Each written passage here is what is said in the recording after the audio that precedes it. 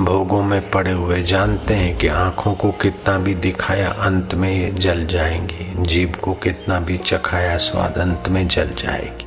संसार की बहती धारा है, समय बीत रहा है, सुबह से दोपहर शाम रात, फिर कल सुबह आयुष्य का एक दिन घट गया। जिंदगी के दिन बीते जा रहे हैं, जीवनदाता को नहीं पाया, जीवनदाता की शांति और सुख नहीं पाया, तो जो कुछ पाया है वो तो छोड़ना पड़ेगा। जो कुछ पाया है वो छोड़ना पड़ेगा। जो छोड़ना पड़ेगा उसके पहले अछूट की आराधना बुद्धिमत्ता है।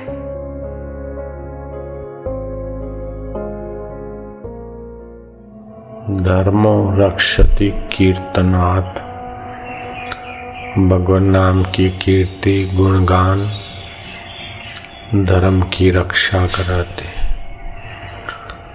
धर्मो रक्षति रक्षिताः, जो धर्म की रक्षा करता है धर्म उसकी रक्षा करता है। सचमुच में हृदय से संतुष्ट और सुखी कौन होते? बोले धर्मात्मा। दुरात्मा धनवान हो सकता है, दुरात्मा सत्तावान हो सकता है, कंस रावण आदि, लेकिन हृदय से संतुष्ट तो जनक राजा हो सकते, हृदय से संतुष्ट तो राम जी हो सकते, कृष्ण जी हो सकते। धर्म के बिना हृदय का सुख नहीं आएगा। धर्म ते बिरति योगते ज्ञान। श्रीमद् भागवत में राजा पृथु सनकादि ऋषियों का धर्म पूर्वक आगता स्वागता विधि करके प्रार्थना करते, प्रभु होवै जब संत अनुकूला। संत की सेवा करके प्रसन्न करके फिर सवाल पूछा जाता है, तो संतुष्ट हुए। फिर बोले कि महाराज आज्ञा हो तो प्रश्न करें। बोले बोलो। कि हम संसार में फंसे हुए, राजकाज में फंसे हुए, भोगों में पड़े हुए जानते हैं कि आंखों को कितना भी दिखाया अंत में ये जल जाएंगी, जीभ को कितना भी चखाया स्वाद अंत में जल जाएगी।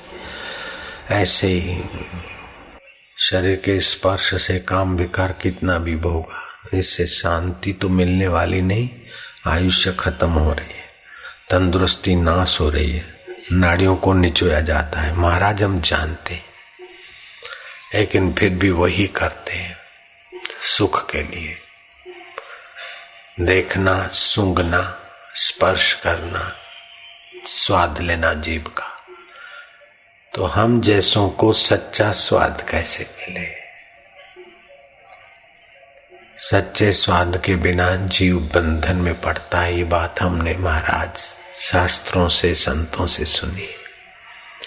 सच्चा आत्मा का सुख नहीं मिला तब तक जीव का बंधन चालू है, मुक्ति नहीं होगी। जैसे पतंगिया दिए में सुख खोजकर तप मरता है, मछली कुंडी में जीव का सुख लेने को ललकती और फंस मरती है, भंवरा सुगंध में फंस मरता है, हिरण शब्द में फंस मरता है, हाथी स्पर्श में फंस मरता है। वो एक एक इंद्रिय के सुख में अपने प्राण गवा देते। मनुष्य तो पांचों इंद्रियों के विकारों में राजा है, तो ज्यादा सुविधा है विकारों में गिरने की। गरीब है तो कम सुविधा है, लेकिन वासना तो गरीब को भी भटका रही है और अमीर को भी। जितना माणिया खुशियां संसार के जितने भोग ज्यादा भोगे उतना मन अशांत रहता है। महाराज ये बात जानते हैं, लेकिन फिर भी मन वहीं जाता है। तो हमारे जैसे गृहस्थियों में इंद्रियों लोलुपता के वातावरण में, घर में और व्यवहार में तो काम, क्रोध, छल, कपट, झूठ से भरा हुआ व्यवहार। इसीलिए घर में रहकर भजन तो करते हैं, लेकिन बरकत चली जाती है, क्योंकि अधर्म हो जाता है। झूठ कपट का, काम आदि का। तो हमारे जैसों के लिए सदगति का उपाय आप जैसे समर्थ, तुम्हारा जेवा साचा संत बतावे कि हमने मुक्ति साक्षात्कार कर देता है। हमको सच्चा सुख कैसे मिले, हम लोगों के उद्धार का कोई उपाय आप ही बता सकते। भागवत के चौथे स्कंद का 22वां अध्याय में पृथु राजा ने सनकादि ऋषियों का, सनत कुमार का स्वागत करने के बाद, उनकी सेवा करने के बाद ये प्रश्न किया कि हम कर्म के वशीभूत हैं, इंद्रियों के भोग के वशीभूत हैं, ऐसे हम तुच्छ जीव। ऐसा नहीं कहता कि मैं राजा पृथु हूं, नहीं, इंद्रियों के भोगों में पड़े हुए संसारी जीवड़े कीड़े। जैसे कीड़ा नाली में खदबद आता है, ऐसे हम 5 नालियों में खदबद होके सुख के लिए मरे जा रहे हैं। तो सनत कुमार जी, आप प्रसन्न है तो हमारी उज्जवल गति का कोई उपदेश दीजिए। सनकादि ऋषियों ने कहा कि देखो, व्यवहार और कर्म के वशीभूत होने पर भी जीवन में शास्त्र वचन पर विश्वास का सद्गुण है, इसका तुम फायदा उठाओ। दूसरी बात है कि धर्म का आचरण करो। धर्म का आचरण क्या है? न आप दुखी हो, न दूसरे के लिए दुख का निमित्त बनाओ। हंसते के साथ हंसे दुनिया, रोते को कौन बुलाता है। आप दुख बोलोगे, दुख बांटोगे तो लोग थक जाएंगे, सुख बांटोगे तो सब खींच आएंगे। तो आप भगवत धर्म का आचरण करिए, भगवत सुख लेने का करिए और भगवत सुख बांटने का करिए। तीसरी बात, शरीर नहीं रहेगा फिर भी जो रहता है वो कौन है? मृत्यु के बाद भी जो रहूंगा मैं कौन हूं, उसकी खोज। चौथी बात है कि अपने उस खोज के ज्ञान में दृढ़ता, निष्ठा रखें। सार बातें बताई। 5वीं बात यह कि भगवान की उपासना, भगवत प्राप्त महापुरुष और भगवान में एक दृष्टि करके निगाह करो, फिर आंखें बंद करके उनको देखो। इससे आपका मन और प्राण ऊपर के केंद्रों में आएगा, विकारों के आवेग आवेश रुकेंगे। क्षमा शक्ति, शौर्य शक्ति, अनुमान शक्ति, ये सद्गुण भी विकसित होंगे।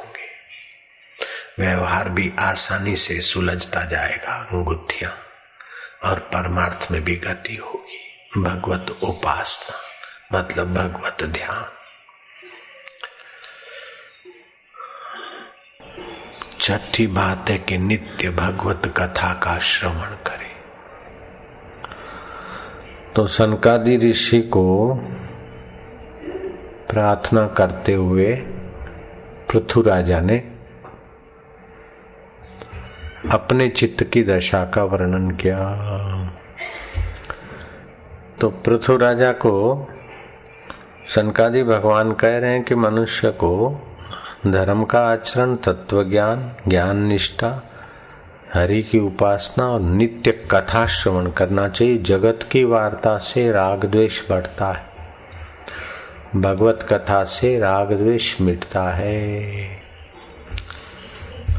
तो सनकादि ऋषियों का उपदेश इतना सार गर्भित था कि पृथु राजा का चित्त हिम्मत करने लगा कि महाराज तो फिर राज्य पाठ में भी हम तो ईश्वर प्राप्ति कर सकते हैं। बोले प्राप्त ईश्वर ही होते हैं, बाकी सब प्रतीति है। ये मिल गया, वो मिल गया, वो मिल गया, वो हकीकत में मिला हुआ दिखता है, आपके पास टिकता नहीं है। ईश्वर मिला मिलाया है। ईश्वर के ऊपर जो तुम्हारी वासना और नासमझी के संस्कार के पर्दे वो हटते ही ईश्वर आपके साथ पहले थे, ईश्वर आपके साथ अभी हैं और मरने के बाद भी ईश्वर आपका साथ नहीं छोड़ सकते। जो साथ नहीं छोड़ सकते वो सत्य है, जो साथ छोड़ देता वो सत्य नहीं है। जो साथ नहीं छोड़ सकते वो चित्त है, जो साथ नहीं छोड़ सकता वह आनंद है। तो आप मरने से डरो नहीं और दूसरे को डराओ नहीं, क्योंकि आप मरते नहीं। तो एक बात हुआ, सत्य से फिर दो शाखा निकली, चित्त। तो आपके अंदर भी चिंतन और चेतना है, दूसरे के अंदर भी। तो आप सत्य है, चित्त है।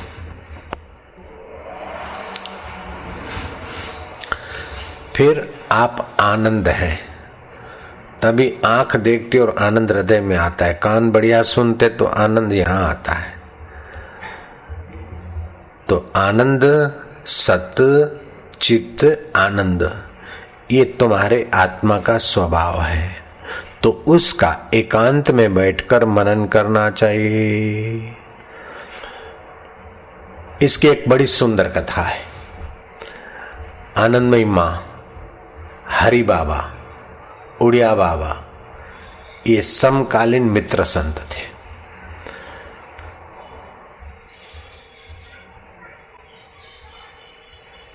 तो एक बार हरि बाबा ने कथा सुनाई कि हम बच्चे थे तब खेल रहे थे, तो एक साधु आकर हमारे साथ खेलते थे। हम तो छोटे छोटे और वो बड़ी उम्र के थे। तो भिक्षा लेके आते और झोला टांग देते पेड़ पे और फिर हमारे साथ खेलते। तो हम तो बिजली की नहीं दौड़ जाते, वो जरा मोटे थे तो देर से दौड़ पाते थे। तो हम कोई मजाक करते कि तुम तो बाबा क्या पीछे पड़ जाओगे, तुम तो पीछे रह जाओगे। एक बार बाबा भिक्षा लेके आ रहे थे। ये बात बता रहे कौन? हरि बाबा। कि हम लोग साधु हो गए, तो हम आपस में 3 साधु रहते थे अलग अलग कुटिया में। तो शाम को 1-2 घंटा मिलते थे और सत्संग की बात करते थे। तो उसमें एक साधु ने सुनाया, वो साधु ने सुनाया हरि बाबा को, हरि बाबा ने सुनाया अखंडानंद को, और अखंडानंद की बात मैं तुमको सुना रहा हूं। और बात बिल्कुल घटित घटना है, सच्ची है, मेरा हृदय मानता है। तो एक बार बाबा झोला लेके पेड़ पर टांगने को आ रहे थे, तो उनके पीछे कुत्ता आ रहा था। तो कुत्ते को बोला वापस जा, मेरे खाने भर का है, जा। तो कुत्ता तो क्या पूंछ हिला रहा। फिर बाबा पीछे हो गए, नहीं आज नहीं मिलेगा, वापस जा। तो फिर भी कुत्ता आ रहा है, उल्टे पैर लौट जा। तो बाबा के तरफ मुंह और रिवर्स में कुत्ता सड़ सड़ सड़ सड़ सड़ टॉप गियर में रिवर्स में कुत्ता जावे, वो भी देखने का मजा है। कुत्ता यूं बाबा के तरफ मुंह करता हुआ पीछे पीछे, उल्टे पर लौट जा, मानता नहीं। तो बाबा अपने बाबा पने में आ गए। तो हम सब ने बाबा को घेर लिया कि बाबा जी आप कौन सा मंत्र करते हो कि कुत्ता उल्टे पैर कुत्ता लौटे। गाड़ी तो 4 व्हीलर तो रिवर्स में देख लिए, लेकिन ये 4 पैर रिवर्स में ऐसे लौटे। 4 व्हील तो हमने पीछे घूमते देख लिए, लेकिन 4 पैर वाला पीछे ऐसा उल्टा लौट जाए। तो बाबा जी आप मेरे को हमको मंत्र बताइए। बाबा ने कहा बिल्कुल सरल मंत्र है, आसान, बता दूं? बोले हाँ बाबा बताइए। बोले एक में सब और सब में एक, जैसे एक ही सागर में सब तरंग और सब तरंग एक ही सागर में, एक में सब, सब में एक, बस। बाबा जी तो ऐसा बता के चले गए, फिर आए नहीं, कभी दिखे नहीं। लेकिन हम लोग बाबा बन गए। अब आप में से कितने बाबा बनेंगे अल्लाह जाने। आप तो चिकने गड़े हो बापूजी, कथाएं तुम सुनाओ, बाकी हम बदलने वाले नहीं। चाहे बदले जमाना, चाहे बदले खुदाई, लेकिन हम नहीं बदलेंगे। हम तो वही उसी कुंडाले में रहेंगे।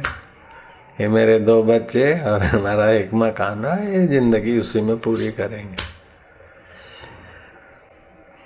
तो भगवान सनकादि ऋषि कहते हैं कि भैया राजकाज करते हुए भी अगर ईश्वर प्राप्ति करनी हो तो भोगियों की गोष्ठी नहीं, लेकिन कभी कभी संतों की चर्चा सुनिए, करिए, विचारिए। फिर एकांत सेवन, साल में 2 महीना एकांत चले गए, 2-3 महीने में हफ्ता 2 हफ्ता एकांत चले गए, मौन चले गए, उससे आपकी शक्तियों का संग्रह होगा। स्वास्थ्य का, शक्तियों का, प्रभाव का बहुत लाभ होता है। तो एकांत सेवन। फिर 9वां सद्गुण है अहिंसा। मन से, कर्म से, वचन से किसी को सताना, दुखी करना नहीं। 10वां है आप निवृत्त होते जाइए। 50 साल हो गए, अपना हाथ समेटते खींचते जाइए। 45 साल हो गए, 42 साल के बाद ढलान शुरू होती है शरीर के रगों की, सेल्सों की। फिर 42, 43, 45 करते 50 में तो पता चलता है कि बुढ़ापा आ रहा है। तो फिर आप थोड़ा प्रवृत्ति से, संसार की जफाकशी से अपने मन को, अपने चित्त को समेटते जाइए। 11वीं बात है कि आत्म हित का, अपने मुक्ति का अनुसंधान करिए। मर कर जाए, कोई गधा बना दे, प्रकृति घोड़ा बना दे, चूहा बना दे, प्रेत बन के भटके, ऐसा नहीं। ये सारा का सारा यहां धड़ रह जाएगा। तो हमारा क्या मरने के बाद? बेटों को सेट कर लिया, बेटी को सेट कर लिया, मिसिस को सेट कर लिया, लेकिन इनको सेट करने में तुमने जो कर्म किए वो आप सेट होके भटकोगे तो उसका क्या? तो अपने को सेट करने के लिए आत्मानुसंधान, आत्महित, अपने आत्मा के उद्धार का यत्न तत्परता से करना चाहिए। 50 वर्ष हो गए तो उधर तत्परता से लगना चाहिए। 12वीं बात है निष्काम भाव से सत्कर्मों के नियमों का पालन किया। आज इतने लोगों के आंसू पहुंचने, इतने लोगों को हंसाऊंगा, इतने लोगों के दुख दूर करूंगा, नहीं तो इतना कुछ न कुछ हित का संकल्प करके रोज उठे। 13वीं बात यह है कि हे राजा पृथु, निंदा किसी की सुनना नहीं और करना नहीं, क्योंकि पर निंदा सम अघ न खकेशा। लेकिन आज की राजनीति तो धे धमाधम निंदा करो, आरोप लगाओ। वो आरोप लगा के जाता है तो वो दूसरा आके आरोप लगा के, आरोप बाजी कुर्सी राजी। लेकिन वो कुर्सी में भी फिर बरकतें नहीं आती। उस कुर्सी के बाद भी कोई तसल्ली नहीं मिलती, जीवन में संतोष, सुख नहीं मिलता। मिलता है क्या? कुर्सियां मिलने के बाद भी सुख शांति नहीं मिलती, प्रभु नहीं मिलते। 12वीं बात है कि द्वंद्व सहन करना। शरीर है तो कभी गर्मी आएगी, कभी सर्दी आएगी, कभी अनुकूल आएगा, कभी प्रतिकूल आएगा, कभी कोई कुछ कह देगा, कभी कुछ हो जाएगा। तो अपना बैलेंस नहीं खोना चाहिए। तो सुनो तात माया कृत गुण अरु दोष अनेक। माधवगढ़ पर दुश्मन ने माधव सिंह राजा के किले को घेर लिया। दुश्मन मिलकर घेरा डाला और सेनापति ये चारों मिल गए, चारों दिशा के दुश्मन, और हम लोग घिर गए। बुरी हालत।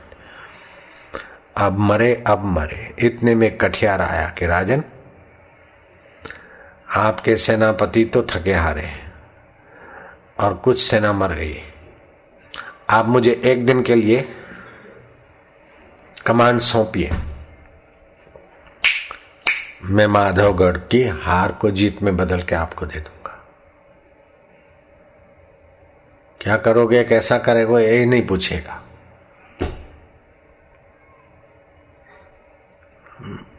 बस ईश्वर के हवाले कर दीजिए, मेरे को सौंपिएगा। तो कठियारे की बात में कुछ दम था। दम क्यों होता है? कि कुछ न कुछ जीवन में व्रत होता है, कुछ नियम होता है, इससे दम आता है। और दमदार आदमी सोचता है तो उसे सूझबूझ भी आ जाती। जिसके जीवन में, अब गांधी जी तो पतले दुबले थे, लेकिन दम कितना था, और सोच विचार करके निर्णय लेते तो लग जाते। तो अंग्रेजों को बाँ पुकार के भागना पड़ा कि नहीं? तो जिसके जीवन में कोई व्रत नहीं है, उसके जीवन में कोई बरकत नहीं, कोई दम नहीं। तो कोई न कोई जीवन में अच्छे कर्म का व्रत आए तो आपके मनोबल होगा, तो उसमें फिर बुद्धि बल का भी विकास होगा और उलझी हुई गुत्थियों को सुलझाने की प्रेरणा भी मिल जाएगी। तो कठियारा में दम था। राज ने कहा, अच्छा एक दिन के लिए तुम राजा। शाम होते होते खबर आई कि हमारी हार जीत में बदल गई और शत्रु सेना सिर पर पैर रख के भाग गई। बड़े आदर सत्कार से दूसरे दिन कठियारे को लाया गया, बहुमान किया गया। राज दरबार में सम्मान के बाद पूछा कि एक दिन में हमारे हार को तुमने जीत में कैसे बदल दिया? बोले राजन, बहुत साधारण बात है, इसमें क्या बड़ी बात है। बोले हमारी सारी सेना बाँ पुकार रही थी, सारे शरणागत होने की सलाह दे रहे थे और तेरे बात में कुछ दम लगा और हमने हाँ भर दी और तुमने हमारी हार को जीत में बदल दिया। क्या खेल खेला? बोले हमने देखा कि ये चारों मिल गए, अब हमारे देश की हालत ही हो रही है, भगवान कुछ सुझाइए। तो भगवान तो सूझबूझ के सत्य है, चित्त है, आनंद है। तो भगवान का चिंतन करने से सत प्रेरणा मिली, चेतन में स्फुरना हुआ, थोड़ा आनंद आया। आनंद आया तो मतलब भगवान की सम्मति है कुछ कर्म करने की। सोचा अब क्या करूं, तो फिर दिमाग लड़ाया। तो उधर की जो सेना है शत्रुओं की, वो जंगल में बिछी है और जंगल में वहां मधुमक्खी के वो लगे हैं खूब, मधुमक्खी शहद के, वो मधुमक्खी उसके बहुत घर लगे थे। हमें तो कठियारा था, जानता था कहाँ कहाँ लगे। मैंने उठाया गिलोल, धाड़ धाड़ धाड़, वो मधुमक्खियां उड़ी और सैनिकों में खलबली मच गई। और यहाँ मैंने क्या चालू करो, तो यहाँ ये सेनापति दम और वहां खलबली मच गई। मधुमक्खियों का उपयोग करने की अक्ल देने वाले ईश्वर ने जीत करा दी। और क्या है, माधवगढ़ का किला सुरक्षित है महाराज। वो माधवगढ़ के स्वामी की इच्छा थी तो मेरे को ये प्रेरणा दे दी, क्योंकि वो सत्य है, सत्य प्रेरणा देगा। तो मैंने अपनी गिलोल में बराबर निशाना मारा गया, एक साथ। तो चारों तरफ वो बड़े बड़े भवन शायद के, तो सैनिकों में खलबली और यहाँ ने अटैक कर दिया। उधर मधुमक्खियां काटे और यहाँ बांट। महाराज सिर पे पैर रख के भाग गए। अंदाजा मैं तो कहीं करा, आपकी दया है। आपकी दया मतलब आपके शरीर की नहीं, आपकी दया है जो आप हो। शरीर के पहले भी आप थे, अभी भी आप हो, और मरने के बाद भी आप रहोगे। बोले तो यार बड़ा ज्ञान की बात बोलता है। अरे के ज्ञानी गुरु रो चेलो है तो ज्ञान की बात बोला होगा, काय करो ज्ञान की बात बोलो। कटियारा तो ये है, पापी पेट है, काठी करे, मैं थोड़ी काठी करा। आप राज करो, आप राज नहीं करता, मैं काठी नहीं करा। राज करे आप रो मन, काठी करे मोरो मन, तो आना रे सत्ता दे मोरा राम। अच्छा अंदाजा राम राम थे खूब मान दीदो, पण मन थोड़ो मन थोने दीदो। मारे तो मारा गुरु रे रंग है क्या महाराज, राजा साहब घणु जीवन दाता घणी खम्मा। वो तो चलता बना। राजा ने बहु मान दिया तो आडंबर नहीं, और काठियां करके खाते तो चिंता नहीं। कैसा है भारतीय तत्व ज्ञान, कैसा है सत्यचित और आनंद का सामर्थ्य।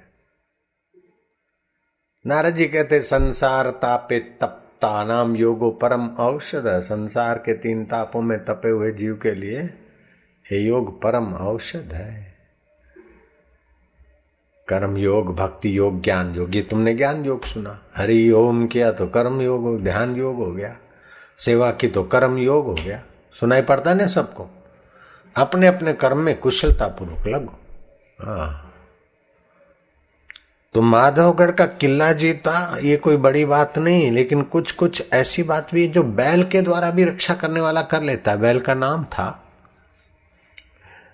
शरणानंद महाराज ने बताए। आनंदमयी माँ उनका सत्संग सुनती थी। गांधी जी उनसे बड़े प्रभावित थे। 10 साल की उम्र में आंखें चली गई। शास्त्र पढ़े नहीं, लेकिन ऐसी बात बोलते कि सब शास्त्र सम्मत आती थी। बड़े बड़े संत उनका लोहा मानते। राम सुखदास जी उनको बड़ी नम्रता से मानते, उनके चरणों में बैठते। शरणानंद महाराज उन्होंने बताई बात। कि पहले तो थोड़ा विषाद हो गया, 10 साल में आंखें चली गई, अंधे हो गए हम। बाद में महात्माओं का कथा सत्संग मिला तो उससे बल मिल गया, विषाद भगवान की चरणों में भक्ति बन गया। फिर तो चले गए और उसकी शरण में आए तो आनंद हो गया। उन्होंने एक बात बताई कि पति चला गया, बेटा साधु बन गया, मां अकेली, घर में कोई आमदनी नहीं। एक बैल था, उसका नाम था सबरू। उस बैल के द्वारा खेती होती थोड़ी बहुत, और वर्ष भर उसी से गुजारा था। उसको चारा मिल जाता और मां को अन्न मिल जाता था। तो लुफरों ने देखा कि इस कमाई का तो कोई नहीं है, तो खेत और मकान हड़पने के लिए उन्होंने चक्र चलाए। तो भूमाफिया लोग वृद्धा के पास आए और उसको सामान बमान उठा के दूसरी जगह ले जा रहे थे, वो कब्जा कर रहे थे। तो वृद्धा रोती हुई अपने सबरू बैल के पास गई, उसकी रस्सी खोली, बोले सबरू भैया अब तो किस्मत रूठी, अब तो भगवान ही आपके हमारे रक्षक, अब चलो यहां से चले चले। खेत और घर तो वो ले रहे हैं, जहां तुम वहां हम, जहां हम वहां तुम, सबरू भैया। बैल के आगे बाई ने अपना दुख रोया। वो कैसा परमेश्वर अंतर्यामी बैल के द्वारा भी सुनने को समर्थ है। सबरू की आंखें लाल हो गई, और जैसे भगवान शंभ सदाशिव का नंदी हुंकारता है, ऐसे शबरू को खोलकर ले जाना चाहो, हुंकारा, हर जंप मारा, जंपारा हंबारता हुआ उन गुंडों के पीछे गया। किसी को सिंह का झटका मारा, तो किसी को लात मारी, तो किसी को 2 सिंह में उठा के घुमा के पटका और पैर रख दिया।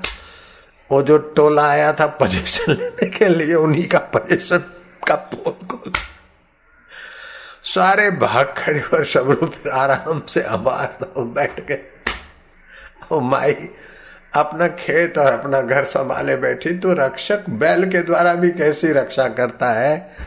हे प्रभु तेरी लीला तू ही जाने, बैल के द्वारा भी तू रक्षा कर सकता है, तो संत के द्वारा तू सत्संग देकर हमारी मुक्ति करना चाहता है। प्रभु तेरी जय हो, दाता तेरी जय हो। मारा वालुड़ा, मारा कानुड़ा, मारा इष्ट देव, तारी महिमानो पार નથી, हमारी भूलोનો पार નથી, न तारा सामर्थ्यનો पार નથી, हमारी वासनाનો पार નથી, न तारी दयाનો पार નથી, हमारा अहंकारનો पार નથી, न तारी क्षमाનો पार નથી। मारा प्रभु मारा वालुड़ा। आप ऐसे करते करते भगवान से कभी कुछ करो, कभी लड़ाई करो, कभी प्यार करो, कभी धन्यवाद दो। आप अपना हृदय भगवतमय बना लो, जैसे तुकाराम महाराज करते थे। तुकाराम महाराज कभी कभी तो भगवान को गालियां देते। विठ्ठल बड़ा निष्ठुर है, बड़ा लुच्चा है, मेरा घर बार सब छुड़ा दिया, अपने तरफ बुलाया और अब आता भी नहीं है। मैं न घर का रहा न घाट का रहा, तू कैसा कठोर है। ऐसा करके सुनाते फिर रोते, देखो मैं कैसा कैसा बोलता हूं तुमको, फिर भी तू दयालु कैसा है। मेरे को कुछ नहीं करता, सुनता है, तू दयालु है, तू कृपालु है, तू धीर है, तू गंभीर है, तू करुणामय है। मेरा विठ्ठल है ना, तू मेरा है, मेरा बुरा नहीं मानता, तू कितना अच्छा है। मेरे विठ्ठल, माझा विठ्ठला, माझी माऊली, माऊली काय प्रीती करती, तुम्ही माऊलीची माऊली हो, माँ की माँ, बाप के बाप, मेरे प्रभु हो विठ्ठला। हरि ओम विठ्ठला विठ्ठला विठ्ठला, विठ्ठल विठ्ठल विठ्ठला, पांडुरंगा विठ्ठला, हरि ओम विठ्ठल। फकीर मीर साईं जप ध्यान करते करते अंतर जगत में शांत और मधुमय होने की यात्रा में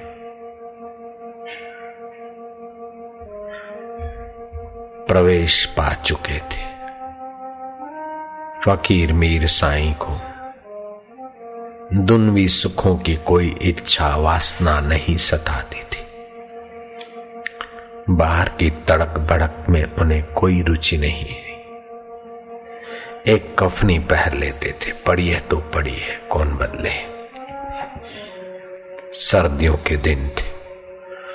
फकीर मीर साईं धूप खा रहे थे। उस कफनी में, उस लंबे कुर्ते में जुएं पड़ गई थी। गडरिया, अरे ले जुएं निकाल देना। कफनी उतार कर दे दी और धूप खा रहे। सुबह की धूप 10 मिनट बड़ी हितकारी होती। दोनों घुटनों के बीच सिर रखे अपने उस राम रस की शांति में संत मीर साईं अंतर सुख में सुखी थे। इतने में बच्चे आए। बच्चों ने देखा कि राजा साहब आ रहे हैं और मिठाई ला रहे हैं, हमें मिठाई खाने को मिलेगी। खुशी खुशी में बच्चों ने तालियां बजा दी। मीर साईं ने सिर उठाया, बोले क्या जुएं मिल गई? बोले नहीं बाबा, राजा आए हैं, मिठाई लाए हैं, आपको प्रणाम करेंगे, फिर मिठाई बटेगी, इसलिए हम तालियां बजा रहे। बोले धत तेरे की, जुएं तो नहीं मिली। बाबा फिर शांत हो गए उस राम रस में। राजा आया, मिठाई रखी, दंडवत किया, प्रणाम किया, बैठ बैठ के राजा चल दिए। फकीर मीर साईं अपने फकीरी मस्ती में मस्त बने रहे। ऐसे ही महाराष्ट्र में बड़े प्रसिद्ध नागेश भट्ट, जिनके ग्रंथ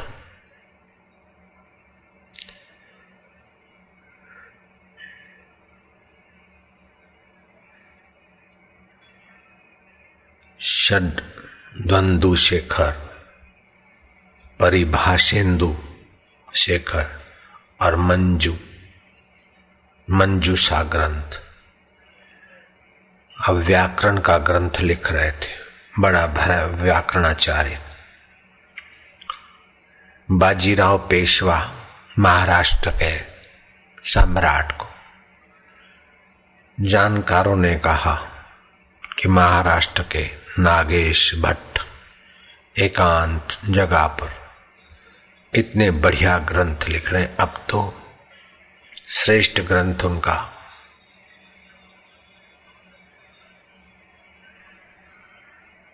तैयार हो रहा है। पाणिनि मुनि के ब्रह्म सूत्र पर भी व्याख्या, योग दर्शन। बाजीराव पेशवा आए।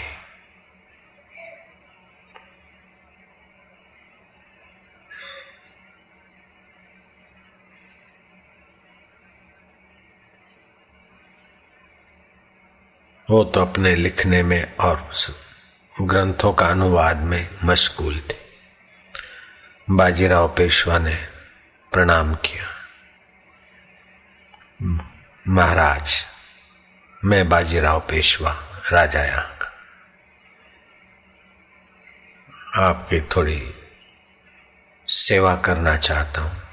आप इस झोपड़ी में रहते, मुझे कोई सेवा दीजिए। बोले पाणिनि का सूत्र है, इसका अर्थ जरा मुझे समझ में नहीं आता, बताओ तो।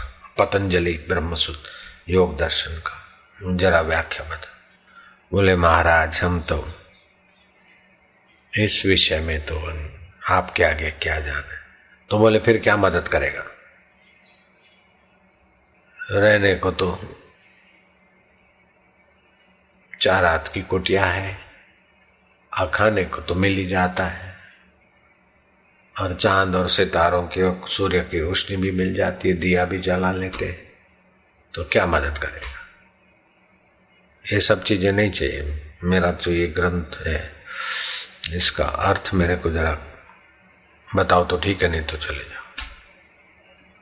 ऐसे से लोग निष्प्रह हो गए, उनको तो पता भी नहीं होगा कि आशाराम बापू होंगे और हमारा नाम भगवत कथा में आ जाएगा। नाम की भी पड़ी नहीं होती, क्योंकि नाम और रूप तो शरीर का है। जो उद्देश्य लेके चल पड़ते तो चल पड़ते।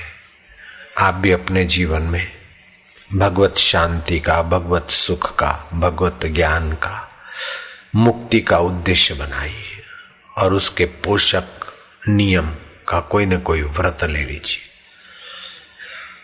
बहती धारा में एक छोटी सी रस्सी भी किनारे लाने में सक्षम हो जाती है। संसार की बहती धारा है, समय बीत रहा है, सुबह से दोपहर, शाम, रात, फिर कल सुबह, आयुष्य का एक दिन घट गया। जिंदगी के दिन बीते जा रहे हैं, जीवनदाता को नहीं पाया, जीवनदाता की शांति और सुख नहीं पाया, तो जो कुछ पाया है वो तो छोड़ना पड़ेगा। जो कुछ पाया है वो छोड़ना पड़ेगा। जो छोड़ना पड़ेगा उसके पहले अछूट की आराधना बुद्धिमत्ता है, अछूट का ज्ञान बुद्धिमत्ता है, अछूट की प्रीति बुद्धिमत्ता है, अछूट वालों का सत्संग बुद्धिमत्ता है।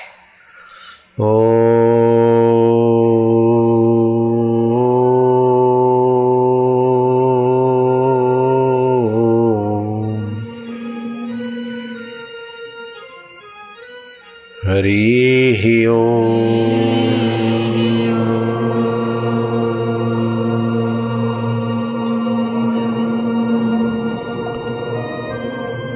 हरि ओम।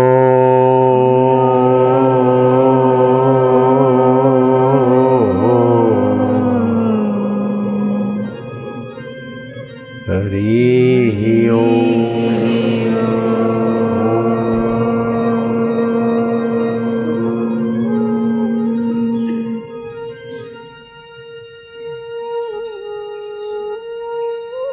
नारायण नारायण नारायण नारायण।